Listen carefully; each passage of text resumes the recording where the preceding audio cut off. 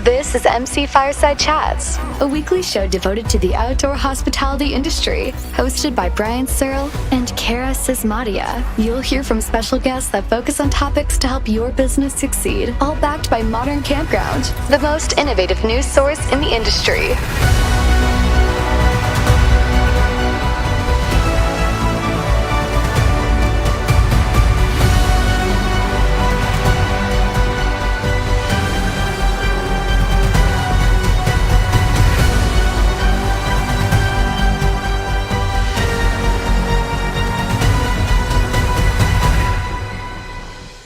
Welcome, everybody, to another episode of MC Fireside Chats. My name is Brian Searl with Insider Perks. We're missing a ton of regularly scheduled people here. This is supposed to be our RV industry focus show, fourth week of every month. And before I forget, I'm going to thank CampSpot, who is our sponsor for this episode. I always tend to forget that until about 20 minutes in, and then I kind of regret it.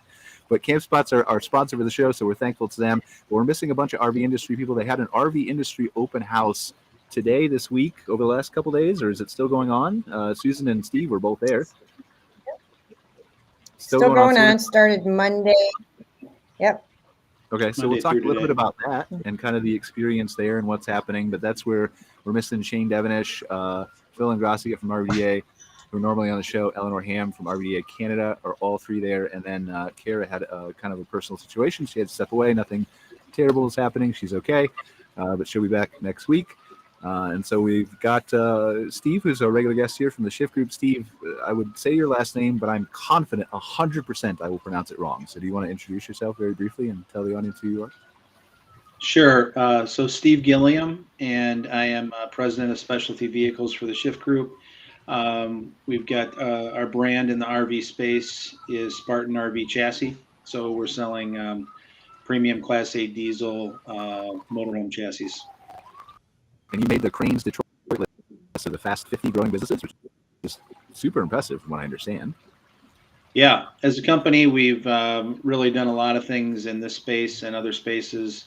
We're very active in the last mile parcel delivery space as well, which has been growing pretty rapidly. But as a company, have been growing very rapidly over the past 2-3 years. So I definitely want to talk about, again, what makes Shyft Group kind of unique and different and how you guys made this list and where you kind of see the future going. So we're definitely going to devote time to that. I want to introduce very briefly Bobby Cornwell, who's a special guest on this show. He wasn't normally scheduled to be here, but he is the executive director of the Florida and Alabama RV Parks and Campgrounds. I always mix up which one comes which, Bobby, but did I get that right? Long name. Different Florida Alabama RV Park and Campground Association. Correct. Okay. Thanks, so Bobby is going to talk to us very briefly here in a few minutes just about how associations, obviously we all know Florida is going through a terrible time right now. Hurricane Ian is over the state right now, expected to kind of sit and park there for 24 hours. And so he's got some updates from some parks. And we really want to just kind of talk to the whole audience as a whole about associations and how being a member of them can be very useful to you in times of both good and bad, right? But especially maybe in bad, they come together, they create logistics, they can help lobby, they can send out communications and just support each other. And so Bobby's here to talk about that. And then we also have Mr. Scott Knepp from the Ivy Group, who's not been on our show before, but Scott manages through Ivy Group 4 different parks in the Florida area. And so just a little bit about how maybe he preps his parks in advance of a disaster like this or a potential disaster like this. And how he handles, guest requests and phone calls and things like that, and just how he reacts to those kinds of things. So we're excited to have Scott here as well. And we lost somebody here, but hopefully they'll be back. So let's start with Steve, Shyft Group, really quick. We lost Susan. Tell us, again, I admittedly am focused primarily on campgrounds and RV parks. It's just where my business is. I do marketing for lots of them, and I've been in the industry, that side of the industry, for 15 plus years. So I'm still getting myself very familiar with the RV industry side of things through Modern Campground and stuff like that. So I would love to just kind of tell us about Shyft Group, what you guys do, what makes you special, kind of give us your elevator pitch, but feel free to go longer. Okay. Sure. Shyft Group is a publicly traded company and about $1 billion in revenue. And we have a number of businesses, kind of diverse. we're divided really into two divisions: specialty vehicles and also into what we call fleet vehicles group.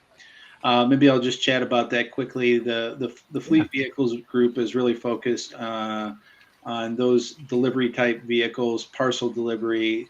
As of late, high degree of focus on the last mile delivery space with customers like Amazon, FedEx, UPS.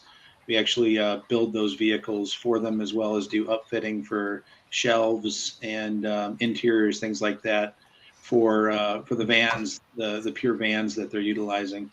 So the blue, like the Amazon delivery vans that we see in our area, right? Yeah, exactly. If those that you see in your neighborhood, there's a chance those were manufactured by the Shyft group.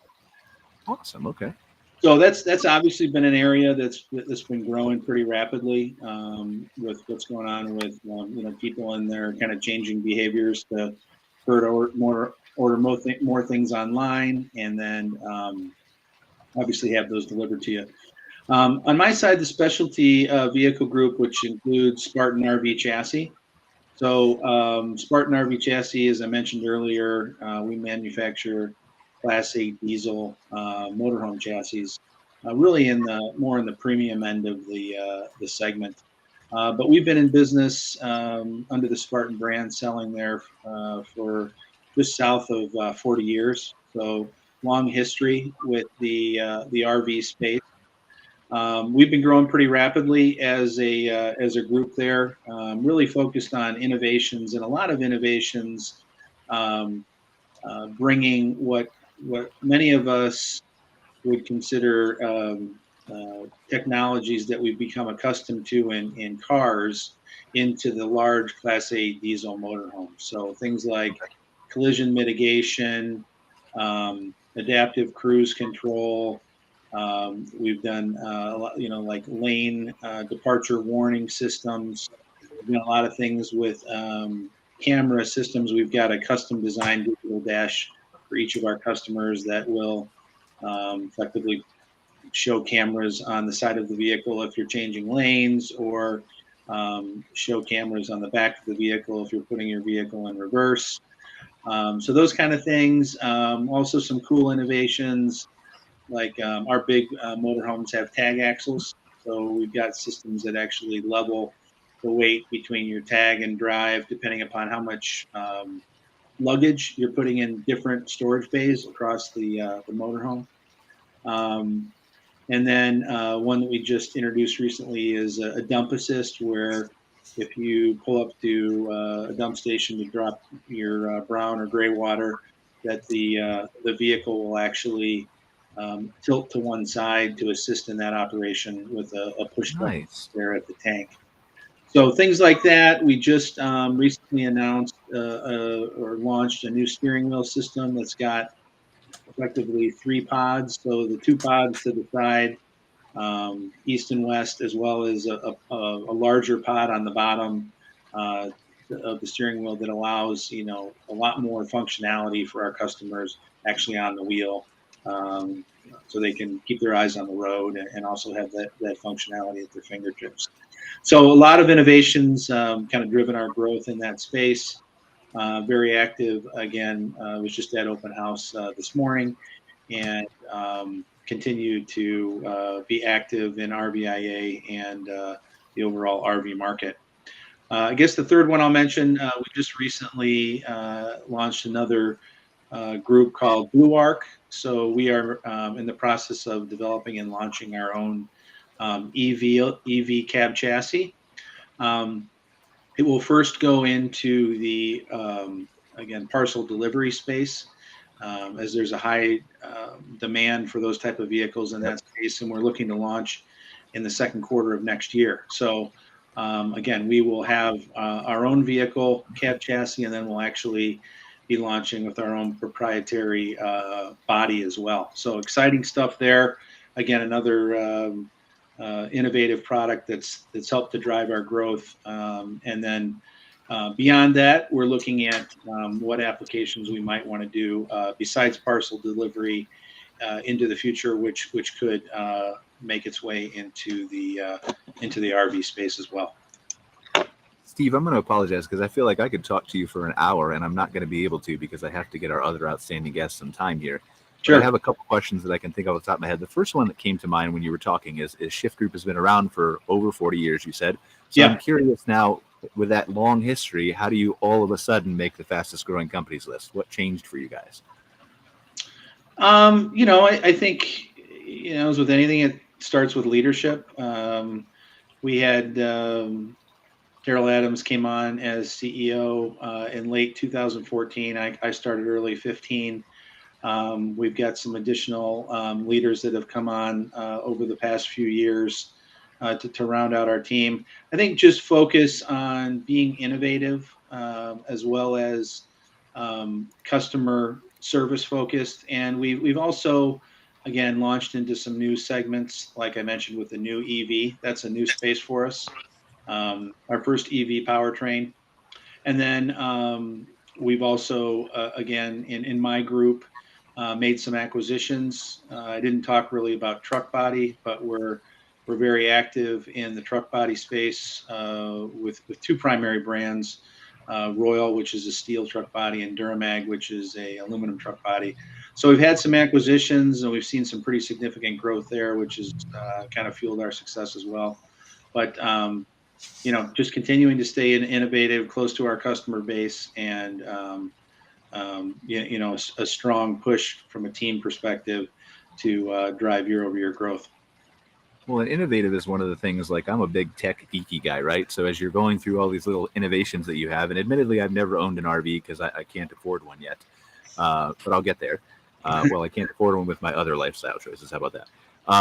But yeah, I would love to talk to you about all these innovations. I feel like that's a really, as you already know, right, a game changer for some of the industry. So if I could put you on the spot and ask you this question, and I know you can't talk about future innovations being a publicly traded company, right? Or at least not as much as somebody who wasn't could. Right. Is there something that's in your vehicles now or something that you can talk about that just like one feature that really excites you above all the other ones? I'll kind of go back to basics. If you're buying a motorhome and it's on a Class A diesel, ride and handling is critical. The as much as we can make our customers get into a 55,000 pound GVW vehicle that's larger than most commercial trucks and make it drive like their Cadillac or Audi with the the comfort as well as the of the ride and handling, the maneuverability, that is core to us. And in fact, we just launched a brand new independent front suspension system this year that we believe is by far best in class and really adds to that, I'm going to say, level of confidence and comfort as a driver. So, I talked about some of the other technologies we've done, but, kind of back to the basics from a foundational perspective, having that best in class ride and handling is definitely critical. Yeah, I mean, you're not wrong, but from a consumer perspective who's bought other vehicles where suspensions are super important, right? I'm a Jeep guy, a Wrangler guy. Yeah. And so that suspension is super important when I'm doing those bumpy rides that I like to do. You need to start making suspensions for boats because I was on my girlfriend's like that is bumpy going across those waves. We need to solve that problem. That's probably another $1 billion industry right there. I just have to drive a little slower. Well, I mean that's true, but then what's the fun of that? So anyway, so my last question for you before we kind of move on, and obviously you're welcome to stay on the show, and we'd love to have your opinions and thoughts on some of the other things we're discussing, is kind of a speculation standpoint. And I know you said the EV group is not really your side of things, right? That you're going to, or are starting or going to start? Yeah, I mean, I'm part of the leadership team, but I am not directly involved with the day-to-day leadership of that business, correct? So I'm not asking you from a Shyft Group perspective because I know you can't comment specifically to that, but just in your opinion, how far do you think we are away from an EV chassis on an RV at scale, like where consumers are buying more of these than gas? I don't think we're that far away from having one. The challenge really with an EV and an RV is just the application range and cost. So, RV for the most part drives a lot of steady state on the highway. So there's not a lot of regeneration and braking, which can be a little bit of a challenge. And the highest cost component of EVs is the batteries. So the heavier the vehicle is, the more batteries required, right? So I think you're probably going to start to see EVs showing themselves in the lighter categories, like a B van, a smaller Class A, like what I was talking about, what we're doing for Parcel. If we were to convert one of those into a home, it would be a smaller Class A, like into Class 5, probably. And then, potentially some lighter Class Cs. But I do think we're years away from having the type of adoption where you'd actually see them from an overall share perspective displacing ICE chassis. I think it's going to be kind of a gradual growth over time. Okay. Well, thank you, sir. I really appreciate it. Again, please, I'd love for you to stay for the show and comment on anything else we have going on here. I'm sure I might randomly get back to you with a question, but I just wanted to get your time there going first. Okay. So I appreciate that. And then if we really want to, I guess, touch base briefly, and I know Bobby and Scott, I'm sorry, I'm just going to kind of kick you a few more minutes down the road. But just because we've just talked to Steve and we want to involve Susan here. Susan's from the RV Women's Alliance. She's a regular guest on the show. Do you guys want to talk briefly about what this open house is that you guys went to and what you experienced there and what the benefit is to maybe the industry as a large to have this? Okay. Whoever wants to start, don't be shy. Sure.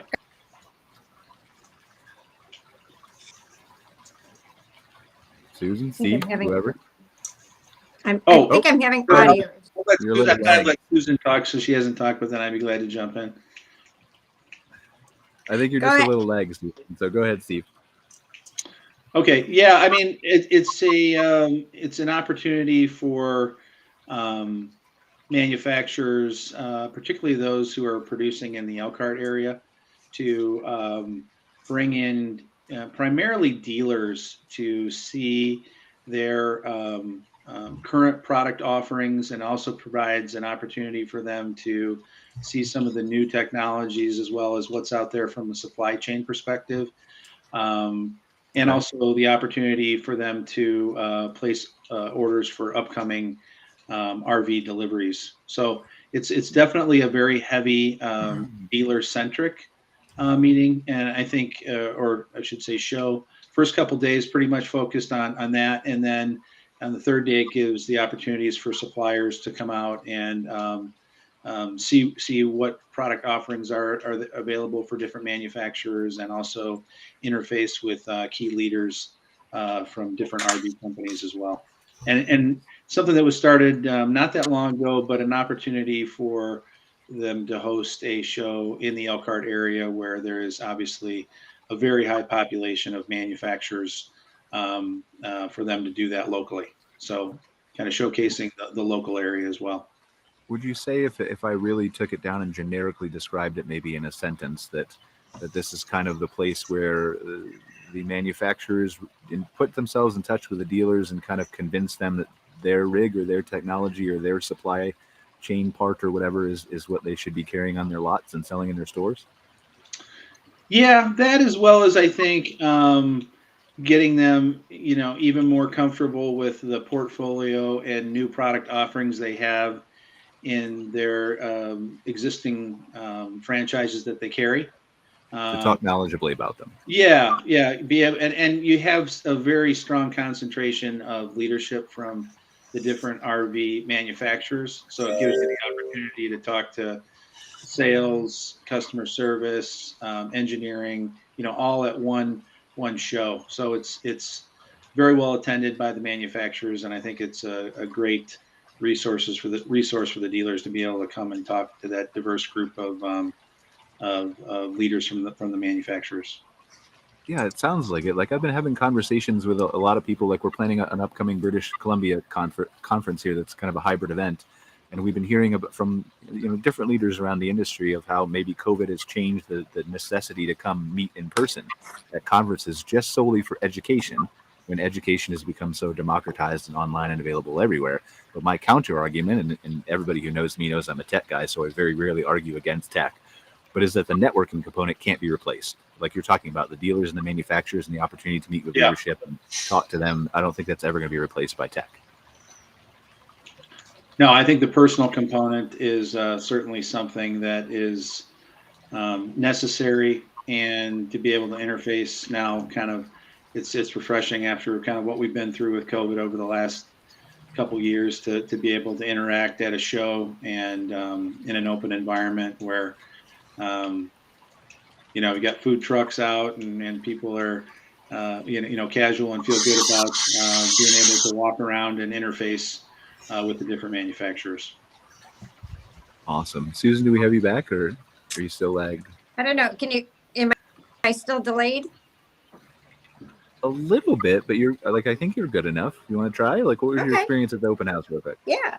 No, you're absolutely right. So, it's an opportunity for the dealers to come and next year see the new models, because this is when the time the manufacturers are sent new models. So the big Hall of Fame here also had a supplier shows, went in and did booths there, but really open houses were a la carte in a different sense, rather than just manufacturing, but it's more of a showcase. So sure, you get badges, and they're literally just not in one location. They're throughout Elkhart County, even into St. Joseph County. And depending on the manufacturer, you have Rev, you have Forest River, you got Thor, you got a lot of the smaller playing here too. So it's a really great opportunity. I don't know how many of you go with the space, but many years ago, there used to be a thing called the Louisville Show. Okay. And they'd all bring their units down to Louisville, Kentucky, into the event space there. Well, yes, they brought it up to Elkhart, and basically the OEMs do their own things, and wind down, show the dealerships their appreciation for their support, and to hope the new ones. Awesome. Well, thank you for sharing. I appreciate that. I'm going to do a hard pivot here to topics real quick. Totally unrelated to each other, but again, Steve, Susan, I'd love for you guys to stay here and share with us, input and do all those kinds of things, because I'm sure that there are obviously dealers who you guys have maybe even touched base with in Elkhart who are from Florida, who may have shared some of those concerns. So I think I'm going to start with Bobby. Sorry, I just randomly picked straw, Scott. It wasn't anything against you, but Bobby, the executive director of the Florida Association of RV Parks. I saw your emails, Bobby. I only had a chance to skim them, the communication that you send out to your members. But I guess, do you want to just start briefly? Just give us your 30-second elevator pitch of what the association does, and then maybe kind of let's start with how you communicated with your members in advance, like you were showing me. I can't hear you, Bobby. You're muted. Well, you don't look muted, but. There we go. I'm sorry. Okay, perfect. Yep. Yeah, I had to mute it because I'm getting calls and emails now from many of the parks down in that area that are going through it, to say the least. So it's bad down in Fort Myers right now. But anyway, I'll touch on that. But yeah, the association provides support in many ways to members in good times and bad. As you mentioned earlier, we provide legislative and marketing services, education, promotion, just your typical trade association type benefits. Our strong points are our legislative activities. We have a very good lobbyist and legislative team here in Tallahassee. Passed laws to protect the parks in Florida and the park owners and operators, as well as Alabama as well. And then our marketing through our Camp Florida publication and website. Those are, I would say, our top benefits. But beyond that, it's just providing support for our members and whatever they need it in. Networking, helping developers build parks in Florida, get through that process, which can be a very big process at times. So we help there as well. And just provide support when needed. Speaking of legislatively, and it's going to be coming into place soon, unfortunately, we had a bill we passed about 4 years now ago that allows park owners and operators to rebuild their sites in their park as they were originally permitted. For instance, if a park was built 50 years ago, destroyed by a storm, and then they get a rebuild, many times in the past, the county wouldn't allow them to build to the original density, forcing the park to lose maybe half of their sites, which could result in millions and millions of dollars in income a year. So we had some important legislation passed allowing them to rebuild to their original density. So it looks like that's going to come into play now. Some of the reports I'm getting in Fort Myers is that a lot of parks are underwater already. So it's scary. Well, our thoughts are for sure with them. So I guess let's start here and say, like, you as an executive director, as Bobby, what goes through your mind when you turn on the TV and see a forecast of this thing that's coming toward you to a direct hit, not a skirt like Florida's used to? It's, where it's going to hit, hope that it hits in the best possible place if there is one, not in a high density area. I know I'm relieved being in Tallahassee, and Scott, I think most of your parks are in the Panhandle as well, in Panama City area. So, you for those park owners, it's a sigh of relief, but then you have concern for the others. So there's parks all over Florida, so some are bound to get hit. But yeah, this is preparation. Beforehand, starting the beginning of the week, as soon as we knew it was going to hit Florida, we started sending out directives to the park owners, emergency management procedures. We have documents we get from the state of Florida as well, which advises them on how to evacuate a park, when they should evacuate a park. So it's just open communication lines, and then start that channel of flow of communications between the park and our association. Because after the storm, we'll work with Visit Florida or emergency management districts, et cetera. Many reporters coming in, contractors looking for places to stay as they rebuild. So we try to locate people who need accommodations in the different parks that are open near the hit areas. So it's back and forth once again, what parks are damaged, what parks are open, what parks have availability. So we're kind of a clearinghouse and resource for all that. So that's where that really comes into play following the storm. Is there a guideline or a playbook that you would say, like, we have kind of here on the news, right? That these people are under mandatory evacuation. These are people are under semi-mandatory. These people should really go, but they're staying. Is there a guideline for and I know it's not an industry standard, right? But that you would maybe recommend to park owners who are might be in the path to say, like, I'm going to shut down my park at this point, or I'm going to stay open at this point, or I'm going to ask my guests to leave at this point, or any guidance like that? Yeah, well, the rule of thumb, obviously, is follow whatever your county emergency management system is saying. So if they say you need to evacuate in this zone, or they will say RV parks in this area need to evacuate. So definitely listen to whatever advice you're given. And yes, do it early. It takes a long time to evacuate a park. RVers have to hook up and get out of there, and that's not an easy process, especially if you have a larger park. So the more advanced notification you can give, the better.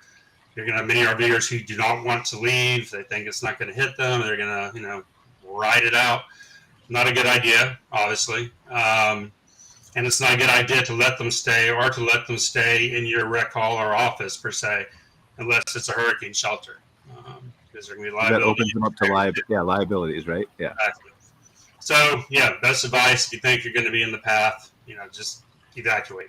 Get out of there and make it mandatory, for sure. I think I was going to ask this question a little bit later, but just since you touched on liability standpoint, how does it work from an insurance perspective, both for the guests, their rigs that may or may not be left there, them leaving or not leaving, and like you're saying, potentially open yourself up to further things? How can they best protect themselves to prepare for that? Once again, the best way is to make sure nobody's there. So if that can be done, that's your best bet. And it's a win-lose game. If some people can't get out of there, and you feel that, okay, this person is better off in our office or in a rec hall than he would be in his RV, then you got to make that call. And where the liability is going to come into play, I don't know. You can't necessarily just go by that all the time. You got to just go by your gut and what's the safest location for the vehicles that are left in the park. But once again, generally, it's advisable to not let them stay unless you for sure have a storm shelter that's built to standards. So what are you hearing right now from community, constant text messages, all that kind of stuff? I really appreciate you joining us, by the way, because I'm sure this is going to be, if not already, a swamped day for you. It's like it said, tense day. You're hearing these reports coming in up until literally an hour ago. I didn't hear much of anything. Now they're starting to flow through. Fort Myers is in bad shape. That's being hit hard right now. Got some video and some people saying they're 7 feet underwater for the beach areas, and that's just now hitting. So that could get a lot worse. The whole Southwest Florida, I think, is going to have a lot of damage, especially for the parks on the coast. It's bound to happen, obviously. And then this flooding inward, I think it's going to be bad. I really, really do. It's just starting. That's the kind of scary thing, right? Like it's going to park over you guys in rain for 24 hours at least, is what I heard. Yeah. So once it moves past the ocean, you're not going to have the storm surge, but you're going to have the flooding, and they're predicting anywhere from 12 to 20 inches of rain in some places. And tornadoes, right? Tornadoes, of course, yeah. And that, you're right. That's a big part of it, and that seems to do most of the damage usually. So that and the flooding. Hopefully there won't be a lot of loss of life. There'll be a lot of pedestals underwater, I guarantee you that. A lot of RVs underwater. So we also are working with Dometic and a couple other mobile repair services who are going to be going from park to park after the storm and communicating with us and park owners about who needs repairs for the RVer themselves, because obviously there's going to be a lot of RVs that are damaged too. So we're trying to string together a network of that. It's really valuable to have people like that step up and support, and kind of shows the character of those people. So I'm really grateful to have people like that in the industry. Definitely. Then I appreciate your support as well, getting the message out, because a lot of it relies on other communication networks and channels, whether it's news media or industry media, getting the word out. So that's helpful as well. Yeah, I mean, it's obviously a small role to play compared to actually being boots on the ground, right? But whatever we can do. I mean, again, that from an association standpoint, both from a communicating to the public, to safety, to afterwards, if there's miscommunication saying that something's destroyed that's not safe to come back, but is, and we want to help get business back to places too, where it's appropriate to do so and safe to do so. So what kind of outline briefly your procedure? Like we talked about pre-procedure, right? And now you're communicating with your members. Is this kind of something where you would outreach to them, or you wait to see if they communicate with you, or it's after the storm is over, or? It's both. And that can be a frustrating part, because we're expected to know exactly how many parts were damaged, how many weren't, literally an hour after the storm passes, and we don't have that system in place. And so we'll start calling. We'll reach out to all of our members in the affected path. I've advised and sent out emails and asked for them to also communicate with us, which they got bigger priorities, right, to deal with. Yeah. When they're able, and if whether they are damaged, they need assistance, or they're perfectly fine and have available spots, to communicate with us.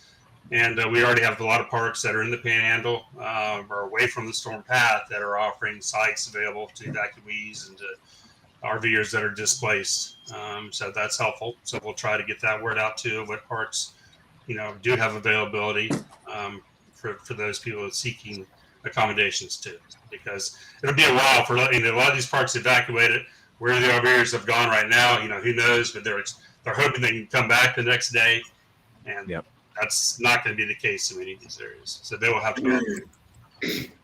Yeah, it certainly doesn't sound like it in Fort Myers, especially at least. And who knows what's going to happen? I think it's been, I don't know how many years I was reading the other day. It's been since it's been a direct hit, because I lived in Florida for a couple of years, and it was always up the East Coast, up the West Coast, through the Panhandle into Georgia. Right? It was never like a boom all of Florida. The Panhandle is getting the most recently through Mexico Beach last time, about 4 years ago, I forget the name of all the storms, but it's been a while since the center of the state's been hit. So I have one last question for you, and then obviously please stay if you can, and I want to talk to Scott briefly about some of his parks and the prep there. But after this is over and you get these reports and these damages, if people are watching the show and they want to help, either monetarily or boots on the ground or like Dometic's doing or whatever, right? What is the best way for them to do that? Contact us. You want to throw out a phone number or email? I can do that for the people that are listening. Absolutely. Yeah, go ahead. Yeah, sure. I mean, our phone number, 850-562-7151. That's the direct line of the association. My email, bcornwell@frvca.org. So yeah, call us, shoot me an email, look us up online or whatever it takes. And as far as monetary assistance, we do have a disaster relief fund, so we can accept offers there. But mainly it's just communication at first, and then if you are a park owner or operator and you have space, or you need assistance, just let us know, and we'll connect the dots and bring people together that can help. So it's just the whole networking thing, and that's what we do best, is try to bring people together, and connect the right people to the resources they need. And you said and usually parks, it's not really a monetary need at first. It's power. That's the biggest thing, and that's something we can't control, unfortunately.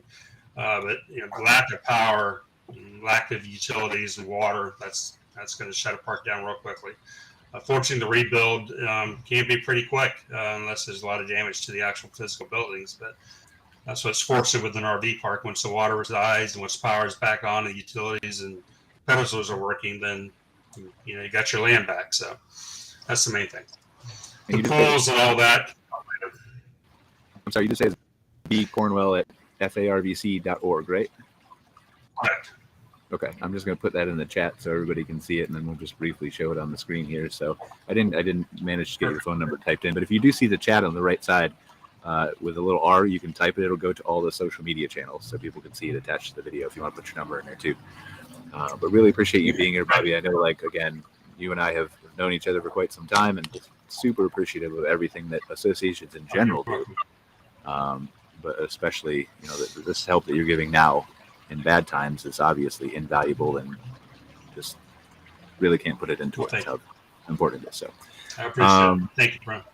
Scott, briefly, just to switch to you. So I'm curious, and you and I have talked about your parks, not necessarily about hurricanes, but as you're kind of going through this from an operator standpoint, right? You've got 4 parks, and as we've talked about, or Bobby mentioned, 3 of them are kind of in the Panhandle.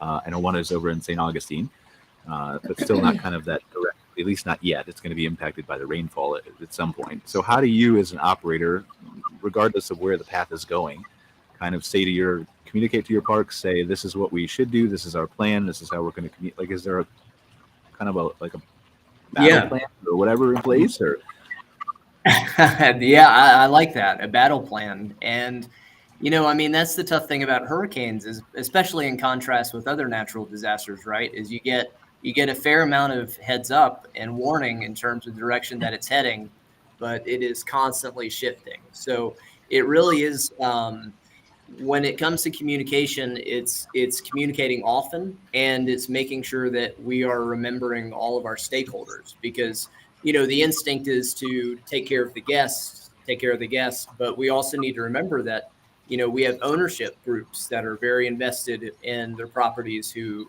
need regular updates of what's happening.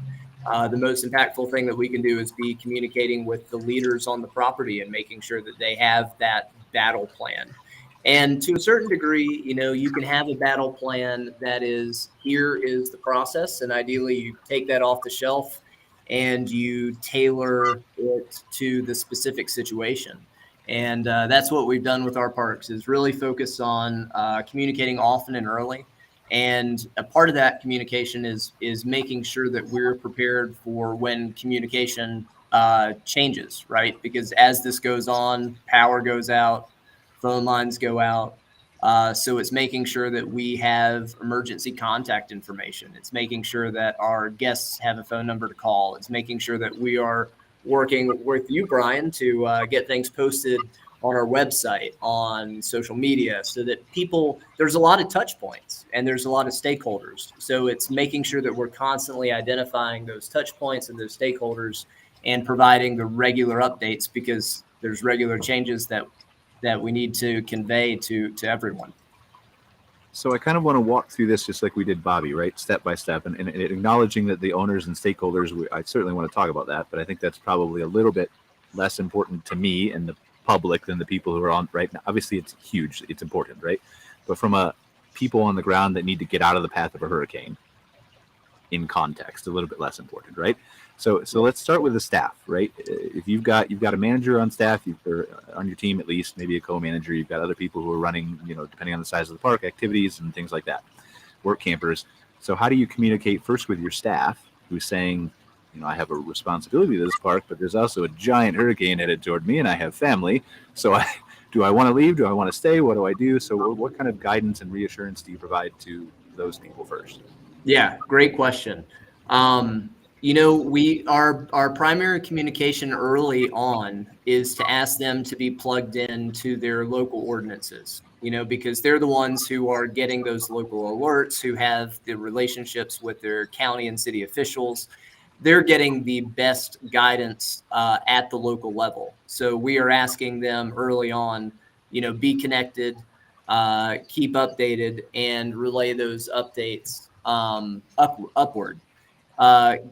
Getting the communication out, and then asking them to be in contact with our guests. Get that early communication out. Here's our plan. This is subject to change.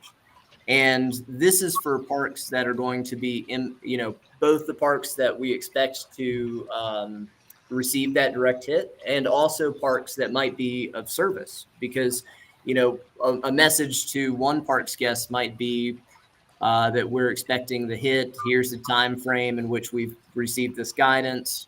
A mandatory evacuation is in order or not. But then for those parks that are out of the path, we have the opportunity to be a resource for our other parks and for our communities. So it's making sure that they know that we are operational, that we have sites available, that trying to be a good neighbor to the whole state. And then how do you handle it from I know you touched briefly on it from a guest perspective, right? But there's so many intangibles here and so many different variables that come into play. And I kind of jokingly said, but it's a very serious thing when the manager kind of says, like, here's my responsibilities for my job, but I also have my family and I want to evacuate, but there's not a mandatory evacuation in place. So same kind of things with the guests. Like, is there a plan in place to say, like, at this cutoff time, even if there's not a mandatory evacuation and we feel like it's the best move, that we suggest you leave or make you leave, even though it's not mandatory, but we as a private property do? Yeah, great question. And, kind of as Bobby said, you enter those, what do you have the authority to make someone do or not make someone do? Where we really try to do is make sure that we are allowing people to make informed decisions on their own. There are some things that we just won't allow you to do, right? If we are, we have some coastal properties, we have some areas that's right there by the seawall. If that's the case, we need you to move your RV. We need you to find another spot. We need you to secure everything. There are certain things that we also ask, just in terms of make sure you've got your fresh water tank filled, make sure your lines are secure, make sure your site is clean. So there are some like common guidelines that we do feel like we need to give that direct ask. But in terms of, we also don't want to inadvertently put anyone in harm's way. We can only control what we can control. And that is making sure that people have accurate information, that they know the resources that we have available to us, and allow people to make their own decisions so long as it doesn't put our team and our property at risk. Fortunately, property management systems have made like leaps and bounds. We use resort data processing for most of our properties. We also have CampSpot, and just the ability through the property management system to get those messages out to guests, to send an email, to send a text. Companies like you run with Insider Perks, to get communication out quickly. I don't think has ever been easier for operators. So we're grateful for that, especially as often as the direction changes. I think this is probably a dual question. Maybe Bobby, you want to chime in on this too. Being in Florida, and given that you're exposed to a lot more of these disasters than many of the other states are, or provinces, or things like that, right? We saw Canada got hit by one, totally just random, unexpected, barely happens. Is there Are there things that, like building codes, right? As they build some of these high rises and they put hurricane windows and they put withstand up to a Cat 5 building code. Are there things that go into place like that at RV parks? Either that you can add on as an enhancement? Is it worth it from a cost perspective? Is it required from a new permitting, like you were talking about, Bobby? Yes and no. I mean, the codes have changed in Florida, of course.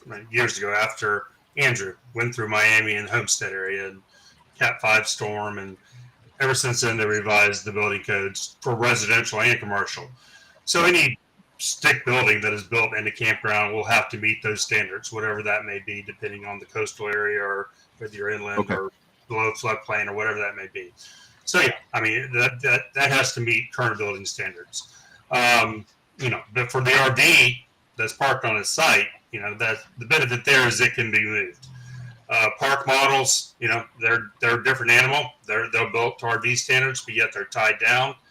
But how well they're going to hold up, I'll be honest with you, not 100% sure if they're built to regular building code for a stick building can withstand the wind strength. I'm not sure. But that's why, once again, it's advisable if you're an RV and the storm's coming your way to try to evacuate your park. Now, there are some counties that are stricter than others. And I've heard from some new RV park developers who are building along coastal areas that they actually have to build a rec hall, if you will, a shelter that will accommodate X number of people depending on how many sites they have. This isn't a statewide thing, but some counties are going that extra mile, which from a safety standpoint I see, but from a development standpoint and a cost standpoint for the person trying to build an RV park, it's astronomical what it costs to build one of those things. So I'm not proponent for it or against it. I'm just saying it's out there. So that's what I was kind of trying to get at. I'm sorry, I didn't interrupt you. It varies county by county. It really does. So, and that's what I was kind of trying to get at. Like, yes, they have to follow building code, and we've talked about the RVs, and we know kind of that. Is what I was kind of trying to ask, and maybe there's nothing, but is there optional ways that a park owner could prepare for this in order to have less damage after the fact beyond the buildings? Beyond the buildings? I'm not sure. Like Scott said, I mean, the basics, you make sure anything that can fly around is removed or bolted to the ground. Yeah. A lot of damage actually comes from RVs that have been left on or cannot be removed, and then they get blown around, and that can be very, cause damage, if you will. Yeah. So anything that is movable, obviously, get out of there or bolt down. Beyond that, it depends on the flood level and the zone you're in, elevation. I mean, flooding is a big part of it. You can only do so much for wind, of course. And if you're farther inland, you're going to be helped in. And then you have the tree damage. So there's so many different variables of what can happen. And yet typically the trees falling, and that's not just with RV parks, that's with homes as well, residential areas, that causes more damage than anything else. It's usually not a roof being blown off or house being flooded. It's a tree that falls down.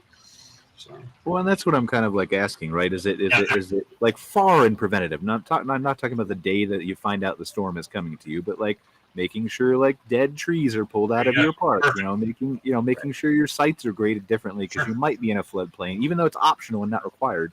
Maybe this is something I want to do just in case. Yeah, you're right. The tree thing is and once again, you got to weigh the good and the bad. Nobody wants to go camping where it's a barren desert, right?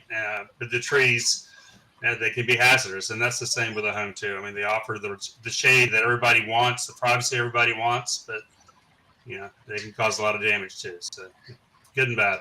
Another thing that we do at our parks is to really elevate everything that we can, records, anything that we can get off the floor and as high as you can get it in case that there is that flooding.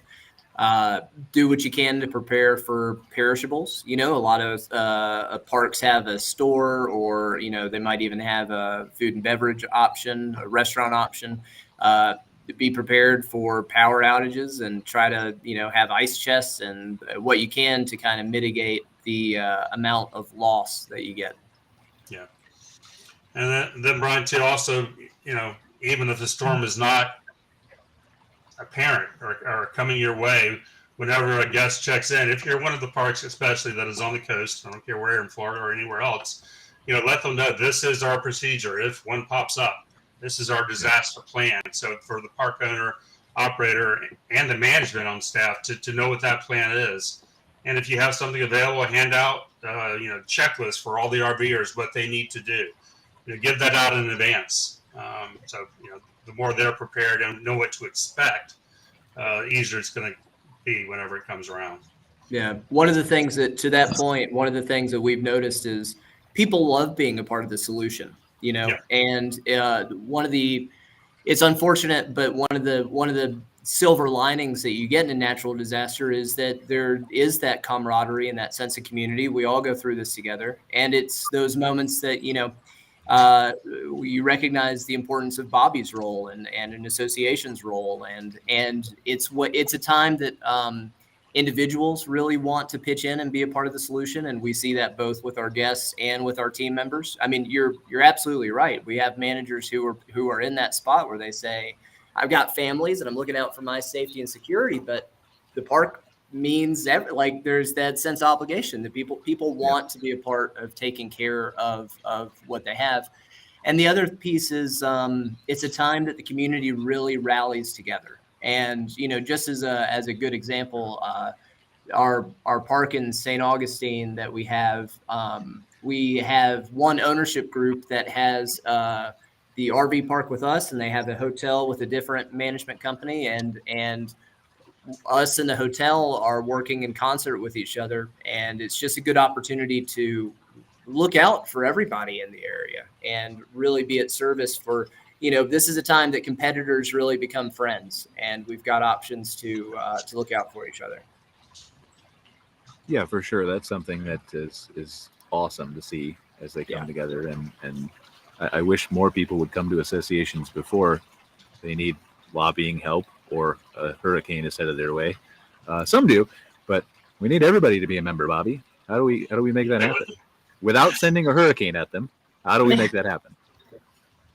Get the word out. That's it. It's all in the promotion and marketing and just getting the word out. But yeah, Scott brought a great point up, and the parks really do help each other. We've seen it time and time again, and I guess it's cliche because everybody says it, but our industry is fantastic, and it's so close knit and grouped, and we can relate to each other. And they do come out. Other parks will come out and help the parks that are in need. Provide sites for anybody who needs it locally, and just offer that extra helping hand. So, and the support. So it's a shame it happens, but it's good that we all work together. It really is. I think I would like to, and this is kind of a regret maybe that I have, but maybe I hope there's not a next time, but we all know Florida's Florida and hurricanes are hurricanes. So maybe we could work together with you, Bobby, where we can create some kind of a form process where we can have an article running on Modern Campground, like a constantly updated special thing that says these parks are available to evacuees, these parks are open, these parks are safe, these parks have open sites, those kinds of things. It would be a little bit of maintenance, but I think with our team and maybe working with you guys, that might be an avenue that we could help some people. I would love it. And yeah, I talked to you behind the scenes on this one off the air, Brian, but yeah, you're the tech guy, right? And we don't have we have a fantastic Facebook group, and we'll post stuff on that. But yeah, I wish we had a live mechanism where people could post these things and just be storm related and give the information you're talking about. So yeah, let's figure that one out. Well, for sure, we'll figure it out, and we'll figure out a way for Insider Perks or Modern Campground to sponsor it too, and make sure that it's available, because that's important. That's awesome. That's the way we can get that. It'd be a great resource. Definitely. Okay, so we've talked about this unfortunate. We have any other updates? Any other updates that you've gotten, Bobby, from Florida? Or no, I sent you a video. I wish you could post it or play it here. You sent me a video in the email? Yeah. I might be able to. Is it in my email? What's that? No, I just sent it to your on your message, via message. I can send it an email. But anyway, yeah, if you'd like, I can send you some stuff and whether you play it now or post it later. It's not pretty. It's not pretty. It's showing a message? Flooding and being down the street. If you Where go to did the you send me the message? Weather I'm Channel. trying to find it. Sorry. Oh, that's okay. Yeah, there's one on your phone. I just sent it to your phone. Oh, okay. Storm surge Go ahead. coming up through Tampa Bay pretty bad if you watch the live cameras. And some of them already have gone down because it's just that bad. Sorry, I'm just looking through your The video. last to time see if there I can was a see direct hit to Tampa was I'm sorry, you're breaking up a little bit still, Susan. I don't know what it just doesn't like you, Susan, and everybody else likes you. It's just technology doesn't for whatever reason. If you can send it, yeah, is it a YouTube link, Robbie, or?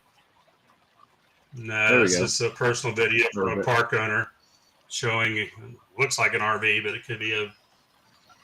wow. Can't see it. That's Fort Myers. Man. Oh, look at that I'm not flooding. sure exactly where, but anyway, I got more of these than I would like. So anyway, yeah, not pretty, but I'm sure this is on the national news as well. Well, we will see it. Really unfortunate. And again, our thoughts and prayers are with everybody down there, and you know, the usual. It would be we definitely nice to do some kind of relief fund for camp. Well, when I think these Bobby things said happen, they if have you that. put it out. Yeah, I think they To get it out. Well, we have a disaster relief fund that, you know, it's small dollars. I mean, so it's any little bit will help, but you know, we rarely get a park that requests, you know, financial assistance, and what we could give them as an association is not what they would need to rebuild. I mean, like I said, and sometimes, you know, every little bit helps, but yeah, the park owners that are really going to be needing funds, or they're going to be needing hundreds of thousands of dollars, you know, far more than an association could provide.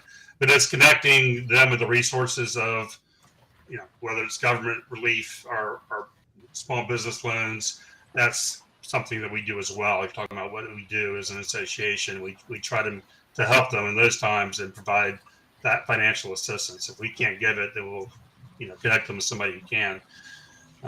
So that's a big part of it. And then through legislation, just allowing them to rebuild quickly without any roadblocks or bureaucracy, you know, that kind of stuff. So working with local government to assist in any way we can with that too. So it's important. Well, again, make sure if you are in Florida or you need any assistance, or you just want to maybe reach out to the association executive director, Bobby here, and you know, see what you can do to help. His email address is on the screen there. I know you want to give out your phone number one more time, Bobby. Brian, what you got there, that works, but I just, in our private chat here, I got the correct one. Oh, I'm sorry. I will copy and paste that and put that on here too. Yeah, I got the phone as well. So there's the correct email, and then I'm putting the email and or the phone number in the chat as well. And that'll go out to all those. So there's Bobby's email address if you guys want to reach out, see if you can help or communicate. And then here's Bobby's phone number too. You know what? I probably should. Let me go ahead and it's the weekend, right? And let me give my cell number. I don't mind doing it. It's on my business cards and everywhere else. So boy, this is going to live on the internet forever, Bobby. Are you sure you want to do this? It's out there. It's on the website, right? Once it's out there, you can never take it back. Yeah, it's already out there for years and years. So there we go. Here's Mr. Bobby's graciously provided cell phone number. Call me anytime as well. So. But yeah, any last thoughts, final thoughts about, I know we lost our other guest. Sorry, I had a stutter there, brain fart. Is it Steve? I talked to too many people, and I'm old. Oh my goodness. But he had to jump off. But thank you so much, Susan, for joining us. We hope, you know, sorry you had your audio issues again. Hopefully we can try to fix that. Are you on your phone or your desktop? Or I'm on my phone this time because my desktop or internet went down again. Figure it out. We'll get in touch with you before next show, and maybe we can jump on a private session and see if we can make it work. Yeah. Because we really want your valuable contribution to this. So thank you, Scott, from RVE Group, again, for joining us, talking about your parks preparedness. My pleasure. Thanks for having me. Yeah, I think a lot of people just don't, you know, obviously in Florida, they think about them more. But with the wildfires in California and British Columbia and other places and you know, tornadoes, there's all kinds of ways that this information is super valuable to people. So I appreciate you being here. And as always, Bobby, Executive Director of the Florida Association. We'll have to have you on sometime to talk about happier things, Bobby. There you go.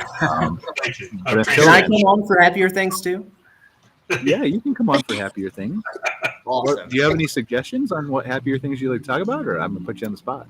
Oh my gosh, let's talk about guest satisfaction. Let's talk about team member memories. Let's talk about all types of fun things. How great we're doing here in Florida. How the business is, and there you go. Record breaking news there. All right. Yep. Well, we will get you guys back on the show then, and we will talk about both of those things and certainly some more. So really appreciate everybody being here again. Next week, I think, is our open discussion show. So join us for that. We've got some regular guests appearing. I will be hopefully on the show from the glamping show, doing it live. And if not, Cara will be here hosting it for you guys as well. So super appreciate for everybody for being here, and we will see you next week. And thanks again to our sponsor, CampSpot, for sponsoring the show. Take care, guys. Great. Thanks, everybody. Thanks, Brian. Thanks for watching this episode of MC Fireside Chats, hosted by Brian Searl and Cara Csizmadia. Have a suggestion for a future show or want to see your campground or company as part of an episode? Email us at hello@moderncampground.com. Join us next week for another episode. And don't miss the latest outdoor hospitality news and commentary from around the world at moderncampground.com.